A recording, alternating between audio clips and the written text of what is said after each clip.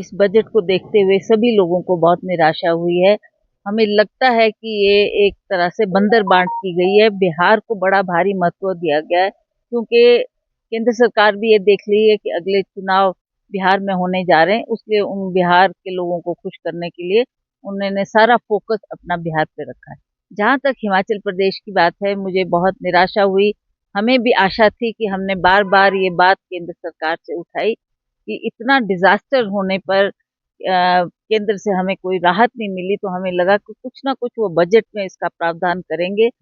आप देखें कितने लोगों की जानें गई, कितना भारी नुकसान हुआ, तो इसलिए हमने इस बात को पहले भी उठाया और हमें लगता था कि केंद्र सरकार इस पे गौर करेगी और हमें कुछ उसमें राहत देगी। तो मुझे नहीं लगता कि उन्होंने इस बात को भी इस बार भी नजरअंदाज किया है। और जहाँ तक किसानों बागवानों की बात है, आप देख रहे हैं पूरे देश में कितनी मांग उठी है, खास करके हमारे पंजाब हरियाणा के किसान, उन्होंने रास्ता रोको, रेल रोको आंदोलन भी किया और बार अपनी मांग केंद्र सरकार के समक्ष रखी, पर उन्होंने इस बात को भी नजरअंदाज किया और किसानों को भी कोई राहत नहीं इसमें मिली है, जिससे किसानों में भी बड़ी भारी निराशा है। दूसरी बात, हमारे हिमाचल प्रदेश में अधिकतर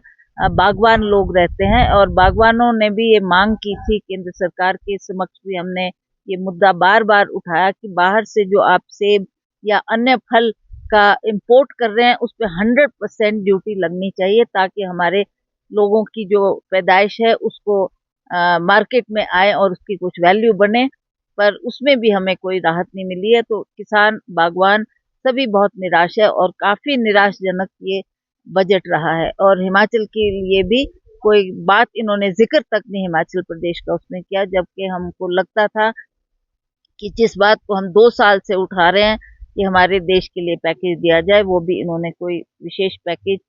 डिजास्टर के लिए हमें हिमाचल प्रदेश के लिए नहीं दिया। जब बजट हो रहा था और मैं भी उस वक्त एमपी थी, मैंने एक लेटर भी सब एमपीज को लिख के दी थी कि वाई नॉट, सब इकट्ठे मिलकर चलते हैं, प्रधानमंत्री से आग्रह करते हैं, पर किसी ने भी इसमें पहल नहीं की। आखिर अंततः मुझे अकेले ही प्रधानमंत्री से मिलकर हिमाचल प्रदेश की बात रखनी पड़ी और ये डिजास्टर की बात उनसे करनी पड़ी। और हमें अफसोस है कि 7 यहाँ से हमारे केंद्र में रिप्रेजेंटेटिव्स है, एमपीज है, वो क्यों नहीं इस बात को उठा रहे। उनका भी ये दायित्व बनता है कि हिमाचल प्रदेश के हित को देखें, हिमाचल प्रदेश के मुद्दों को केंद्र सरकार के समक्ष रखें, ताकि